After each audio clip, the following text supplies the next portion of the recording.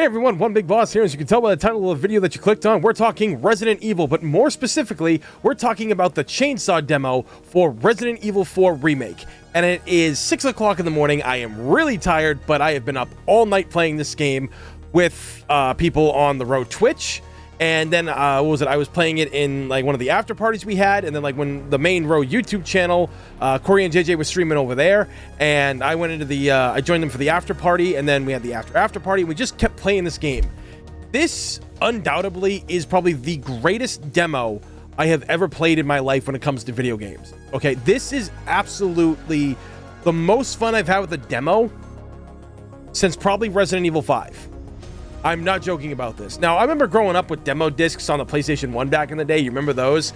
Some of the ones for the PlayStation were just dynamite that I just kept playing over and over, like the one with Parappa the Rapper on it, Ray Storm, Armored Core, like all these amazing games. And, you know, as time went by, demos didn't really do it for me as much, or I didn't care as much, right? But this game has changed that. This demo alone is showing us what this game is truly capable of and what Capcom seems to be understanding of what a remake should be. I'm going to say this right now. This is doing exactly what the original Resident Evil remake did for the Resident Evil game of 1996. Took a game that was a 10 and went to a 15. Because Resident Evil Remake on the GameCube was absolutely phenomenal. There's no doubt about that. Now, we're looking at this game, what, 17, 18 years later? And this remake is beautiful. Everything that you come across in here is absolutely phenomenal. The atmosphere of just walking through the woods and interacting with how the light affects you, or looks like fog, and everything else in between is absolutely amazing. There's a cat here. But it is really insane that so much detail is being put in here. Even more than the last few remakes that have come out of Resident Evil 2 and 3, even more so than Village and Resident Evil 7. The detail here is outstanding, and walking around the areas that were all like, you know, densely lit, it gives off the feeling of what Resident Evil 4 should have been back in the day, because we all know that Resident Evil 4 went through a bunch of different variations at the time, and a lot of them were really creepy, a lot of them were really foggy, things that people really loved, but didn't make it into the final cut, unfortunately. This game amps up the fear in so many ways, and you would think that because of all the ammo that you can grab and stuff that, you know, you wouldn't feel afraid. But for me personally, and some other people I know already, they feel that fear. The atmosphere is just only like a little bit of what makes it already great, but the atmosphere already is like 10 out of 10. Graphics are phenomenal looking. That's the best way. Now, I didn't pump up my PC's ability to make the graphics look even bigger and better. I'm not really about doing that. Also kind of don't know how to make it run right, and I don't want to like overclock my system and everything. You know, it's a brand new PC. I'd rather not burn her out. But the graphics are insane. From the details of the characters, for Leon, the world that you are running around in, the village itself, things being lit on fire, the cars, everything. Just everything about it just works in so many different ways to make this game feel like you're being blown away. Again, if a demo is making all of us feel like this, there must be something to this game at the end of the day. And the controls, that's where I have a little bit of a problem. I don't feel the controls are as good as it was in Resident Evil 2 and 3 Remake. Kind of bummed out that there is no actual dodge feature that you can have, which I guess is fine if you can do things like obviously parry the right way and get away from enemies, but Leon kind of moves like sluggishly. You can get used to it. Like I started getting used to it after a couple hours and stuff, but it really kind of shows you that I think his agility needs to be upped a little bit. And I really hope they fix that before the launch, because what many people don't know, when a demo was released, it's of an older build from months prior. So this is probably a demo that was being constructed and put together back in like 2022. 22. So I feel that we'll move a little bit better when the time comes.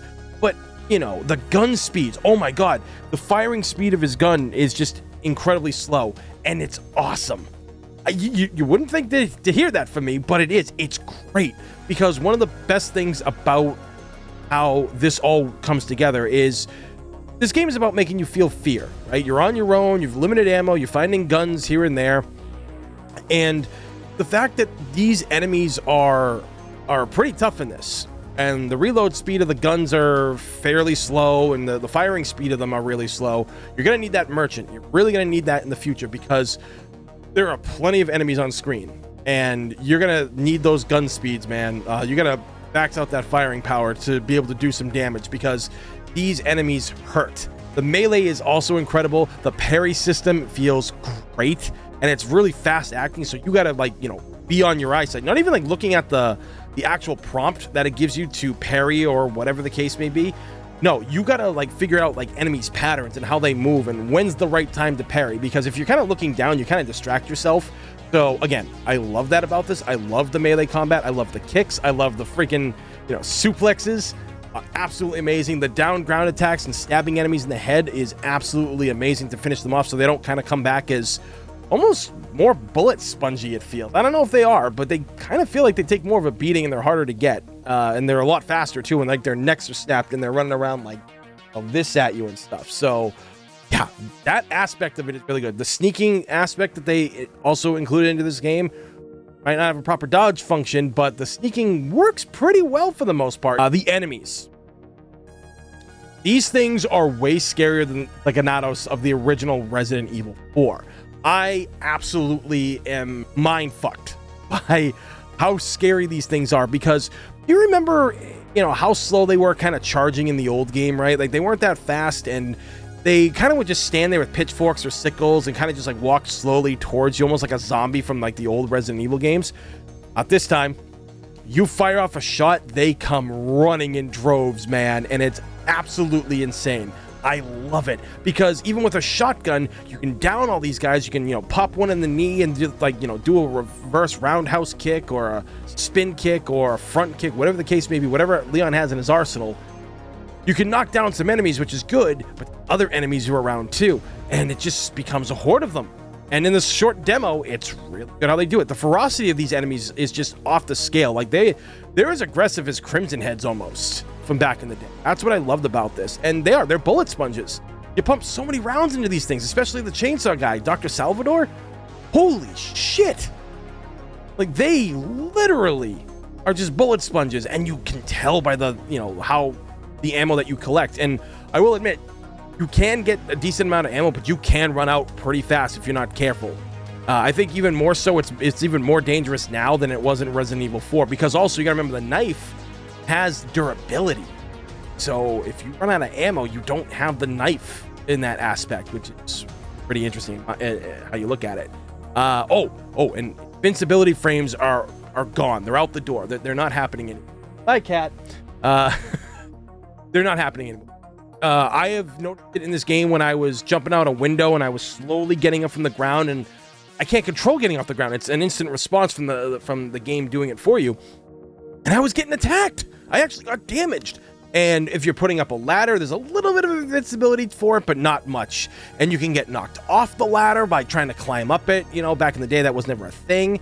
The quick turning is something you need to get better with in this game, because these guys can swarm you. The quick turning is how you kind of mostly run away, which is what the game seems to be doing a lot. Because again, without the invincibility frames, you're in a lot of trouble. I mean, best example, look at how explosions worked in the old games. If you threw a grenade and it was nearby you and you were reloading, or you were getting like strangled by an enemy, you could throw that and the enemy would break its grip or get caught in the blast, or your shotgun or handgun or whatever you had would reload instantly. You wouldn't have to go through the animation of it. It just instantly reloaded. Not anymore. Doesn't do that. And I love that. I love the fact that the danger feels more real. Without the invincibility frames there, you literally are in danger in every which direction you go. Even behind doors that you may have like, you know, like sealed off and stuff, it just, you feel that fear in the back of your neck, because you don't have an arsenal. Like, you don't have what you had before in the original game. You know, the original game gave you a lot more. I mean, yeah, hitting people with headshots is great, but I mean, I've freaking chainsaw guy is a maniac. Also, I killed a cow by spin kicking it. Yeah, somehow I killed the fucking cow. Oh! Did I kill the cow with my kick? I killed the fucking cow!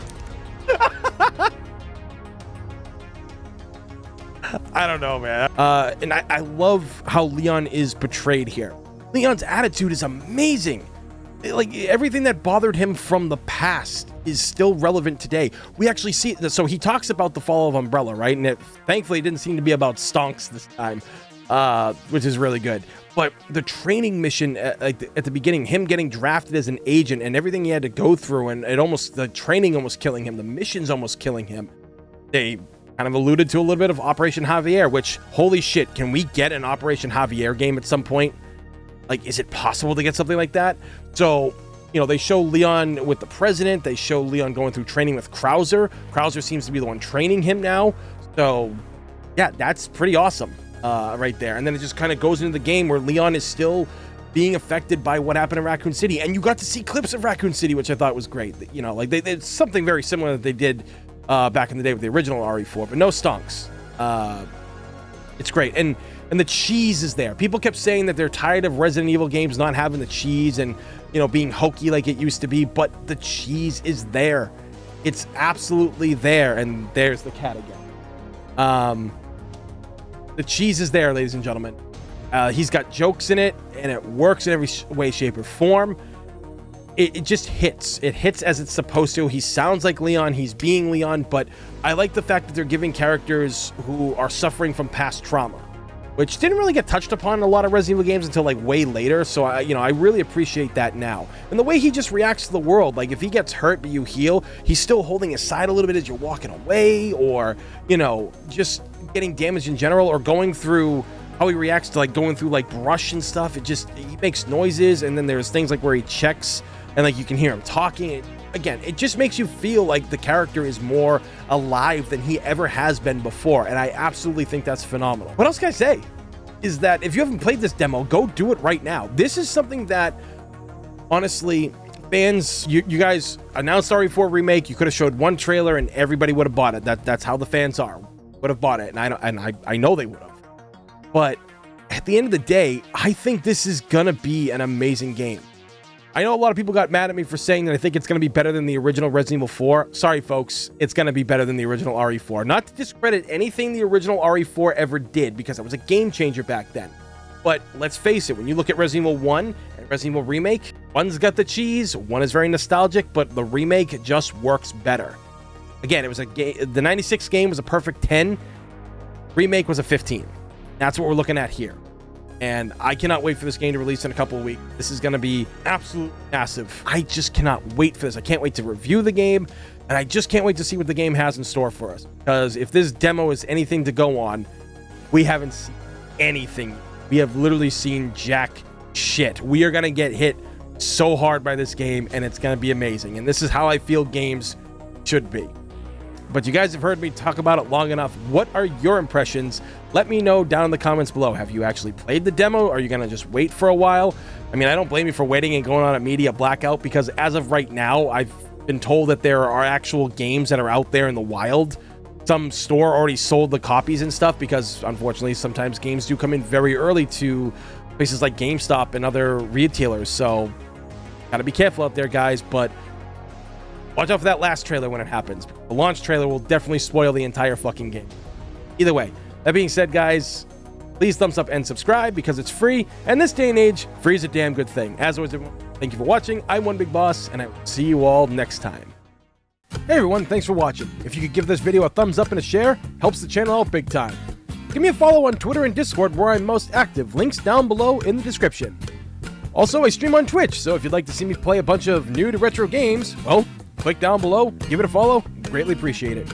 Till next time, guys, be safe and have a good one.